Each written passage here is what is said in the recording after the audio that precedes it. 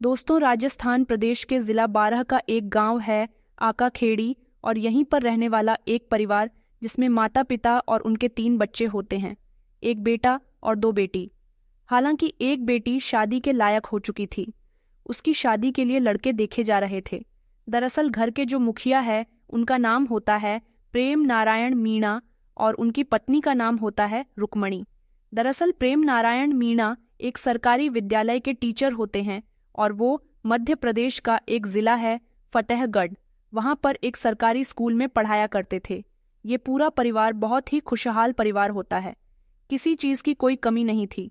उनके पास खेती बाड़ी बहुत अच्छी खासी थी। अब प्रेम नारायण मीणा रहते थे मध्य प्रदेश के जिला फतेहगढ़ में और उनका पूरा परिवार रहता था यहाँ गांव में। हालांकि वो 15 से 20 दिन में 1-2 बार अपने घर पर आते रहते थे। एक दिन जब वो अपने घर पर आए हुए थे तो उनकी पत्नी रुक्मणी कहती है कि तुम तो वहाँ आराम से रहते हो और मुझे यहाँ बहुत परेशानी होती है, बच्चों को संभालना, खेती बाड़ी की देखभाल करना। वो कहते हैं अगर तुम कहो तो एक नौकर रख देता हूं तो तुम्हारी परेशानियां थोड़ी कम हो जाएंगी। उनकी पत्नी मान जाती है, कहती है हाँ ये ठीक रहेगा, नौकर रहेगा तो वो अपना खेती बाड़ी देख लेगा, बाकी घर तो मैं संभल ही लूंगी। अब एक नौकर की तलाश की जाती है तो एक नौकर उन्हें मिल जाता है जिसका नाम होता है जीतू बैरवा, जो कि छिपा बड़ौत थाना क्षेत्र का एक गांव लगता है। परोलिया वहां का वो रहने वाला होता है जिसकी उम्र लगभग 27 से 28 साल के आसपास होती है। उससे बातचीत करते हैं तो वो काम करने के लिए तैयार हो जाता है। उसे 65,000 रुपये सालाना के हिसाब से घर पर नौकरी दे दी जाती है। अब जो टीचर होते हैं प्रेम नारायण मीणा, वो अपने घर बार से बिल्कुल बेफिक्र हो चुके थे क्योंकि उन्होंने घर पर नौकर जो रख लिया था।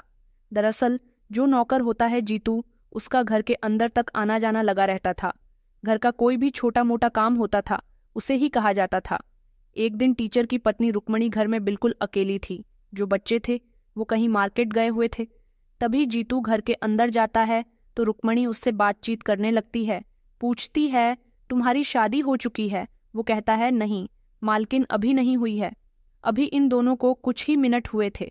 बातचीत करते हुए अचानक ही उसकी बड़ी बेटी आ जाती है और वो दोनों अपने अपने रास्ते चले जाते हैं। समय आगे बढ़ जाता है। इसी बीच जो रुक्मणी होती है वो कहीं ना कहीं जीतू के करीब आना चाहती थी। हालांकि वो 3 बच्चों की माँ होती है। उम्र लगभग 36 साल के आसपास होती है। अब जो नौकर होता है जीतू, उसे वहां नौकरी करते हुए लगभग 2 साल का वक्त बीत जाता है और इस बीच वो अपनी मालकिन यानी कि रुक्मणी के काफी करीब आ जाता है। वो अपनी मालकिन के साथ ऐसा बिहेव करता था जैसे कि वो उसका नौकर नहीं पति हो। और ये सब जो कुछ भी उन दोनों के बीच चल रहा था उसकी बेटी सब कुछ समझ रही थी, लेकिन वो अपनी माँ से इस बात का विरोध नहीं कर पा रही थी।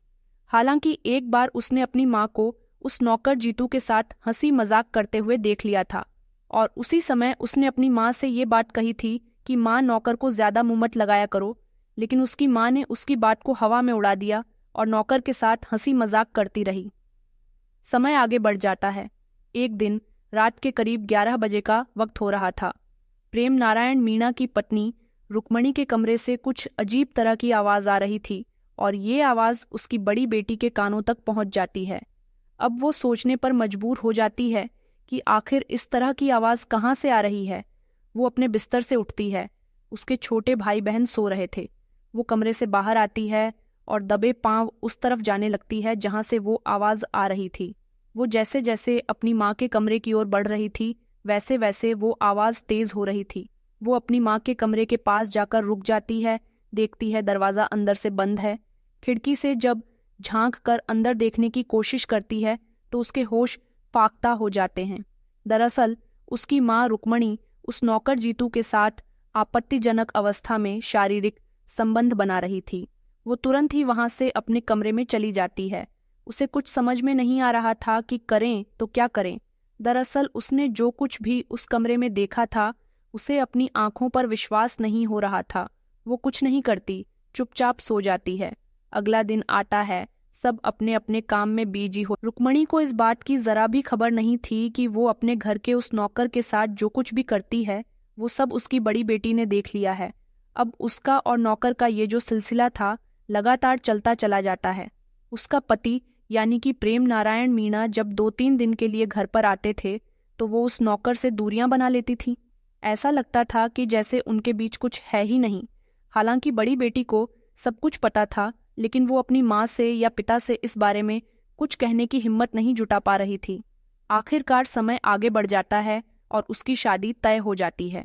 जब शादी तय हो जाती है तो वो सोचने लगती है कि अगर वो शादी करके अपने ससुराल चली जाएगी तो उसकी माँ और नौकर के अवैध संबंधों के बारे में अगर वो अपने पिता से नहीं बताएंगे तो कहीं कुछ बहुत बड़ी घटना ना हो जाए। इसीलिए शादी के ठीक 2 दिन पहले वो हिम्मत करके एक चिट्ठी लिखती है और उसमें लिखती है कि पिताजी, मैं माँ को बदनाम नहीं करना चाहती हूँ, लेकिन अपने घर का जो नौकर है ना जीतू, वो घर में नहीं रहना चाहिए। बस इतना उस चिट्ठी में लिखती है और उसे छुपाकर रख देती है कि जब मौका मिलेगा तो अपने पिता प्रेम नारायण मीणा को दे देगी। उसने जिस जगह पर उस चिट्ठी को छुपाया था, जब वो वहां से वो चिट्ठी लेने जाती है तो चिट्ठी वहां से गायब थी।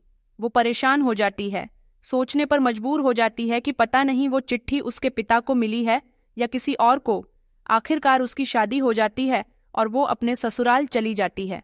समय आगे बढ़ जाता है। ये बात है 26 मार्च 2021 की।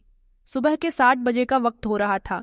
दरअसल एक लड़का जिसका नाम राजू होता है, वो अपने चाचा यानी कि प्रेम नारायण मीणा के घर के बाहर खड़ा था और दरवाज़ा खटखटा रहा था, लेकिन अंदर से कोई दरवाज़ा नहीं खोल रहा था। तभी वो जो ज़ोर से दरवाजे को धक्का देता है तो वो दरवाज़ा अचानक से खुल जाता है। जब वह अंदर जाता है तो उसकी चीख निकल जाती है। वो चिल्लाने लगता है।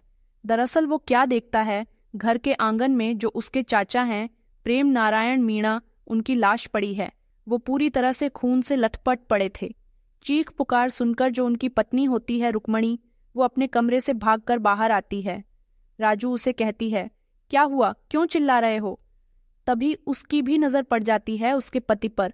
अब वो भी चीखने चिल्लाने लगती है। घर में जो 2 छोटे भाई बहन थे वो अपने कमरे में थे।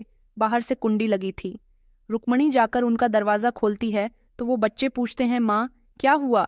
रुक्मणी रोते रोते कहती है, देखो तुम्हारे पापा को किसी ने मार दिया है। अब ये चीख पुकार सुनकर आसपास के लोगों का घर में जमघट लग जाता है। इसी बीच एक व्यक्ति ने, जो नज़दीकी पुलिस स्टेशन होता है छिपा बड़ौत, वह सूचना दे देता है। कहता है, साहब एक सरकारी स्कूल के टीचर हैं, उनका कत्ल हो गया है, आप जल्दी से आ जाइए। उसके बाद जो वहाँ के SHO होते हैं स्वरूप सिंह और सर्किल ऑफिसर ओमेंद्र सिंह, अपनी टीम के साथ ही forensic team, dog squad team, तमाम टीमें पहुंच जाती हैं जांच पड़ताल करने के लिए कि आखिरकार प्रेम नारायण मीणा का कत्ल किसने किया है और क्यों किया है। तभी पुलिस वाले सबसे पहले राजू से पूछते हैं, क्योंकि राजू कहीं ना कहीं प्राइम सस्पेक्ट था।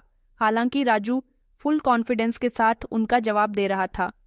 अब पुलिस को लगने लगता है कि राजू का इसमें कोई रोल नहीं है। तभी पुलिस गांव के उन लोगों की सूची तैयार करती है जिनसे प्रेम नारायण मीणा के संपर्क थे, लेकिन पुलिस के हाथ कोई सुराग नहीं लगता। तभी रुक्मणी से पूछताछ की जाती है, लेकिन वो भी बिल्कुल सही जवाब दे रही थी। कहीं से ऐसा कुछ नहीं लग रहा था कि वो कुछ छुपाने की कोशिश कर रही हो। उसके बाद जो दोनों बच्चे होते हैं, लड़के का नाम वैभव होता है, लड़की का नाम ऋचा होता है। जब उन्हें अलग अलग रूम में ले जाकर प्यार से पूछा जाता है तो जो लड़की होती है ऋचा, वो कमरे में जाती है और एक चिट्ठी लाकर पुलिस के हाथ में थमा देती है। दरअसल ये वही चिट्ठी थी जिसे प्रेम नारायण मीणा की बड़ी बेटी ने लिखा था और ऋचा ने वहां से वो चिट्ठी छुपाकर अपने पास रख लिया था। पुलिस जब देखती हो तो उसमें वही लिखा था कि पिताजी, मैं माँ को बदनाम नहीं करना चाहती हूँ, लेकिन जो घर का नौकर है वो घर में नहीं रहना चाहिए। अब पुलिस जब उस नौकर के बारे में पूछताछ करती है तो उसे भी गिरफ्तार कर लेती है और उसके बाद जब रुक्मणी से पूछा जाता है तो वही कहानी सामने आती है कि ये दोनों एक दूसरे के बहुत करीब आ गए थे और प्रेम नारायण मीणा जब घर पर आते थे तो इन दोनों का मिलना जुलना नहीं हो पाता था। इसीलिए इन दोनों ने एक प्लान बनाया कि क्यों ना इसे रास्ते से हटा दिया जाए और प्लानिंग करते हैं। 25 मार्च 2021 की रात को जो रुक्मणी होती है वो अपने पति से कहती है कि तुम मेरे करीब भी माता आना, और अपने बच्चों को अलग कमरे में ले जाकर बंद कर देती है और अपने कमरे में जाकर सो जाती है। जैसे ही रात के 1 बजे का समय होता है, उससे पहले ही उसने अपने पीछे की छत से एक रस्सी बांधकर नीचे गिरा दिया था ताकि उसका प्रेमी यानी कि वो नौकर जीतू आराम से घर में प्रवेश कर सके। अब वो नौकर जीतू अपने दोस्त हंसराज के साथ घर में दाखिल हो जाता है और आने के बाद एक के हाथ में कुल्हाड़ी होती है, दूसरे के हाथ में तलवार। दोनों प्रेम नारायण मीणा पर इतनी जोर से वार करते हैं कि उस टीचर को संभलने का मौका ही नहीं मिलता और उसकी घटना स्थल पर ही मौत हो जाती है। आखिरकार पुलिस ने इस रुक्मणी को गिरफ्तार किया, साथ ही उस नौकर जीतू को गिरफ्तार किया और उसके दोस्त हंसराज को भी गिरफ्तार किया और गिरफ्तार करके इन्हें जेल भेज दिया। दोस्तों, उम्मीद करती हूँ आपको हमारी कहानी अच्छी लगी तो इसे लाइक करें, साथ ही कमेंट करके ज़रूर बताएं और हमारे चैनल को सब्सक्राइब करना ना भूलें।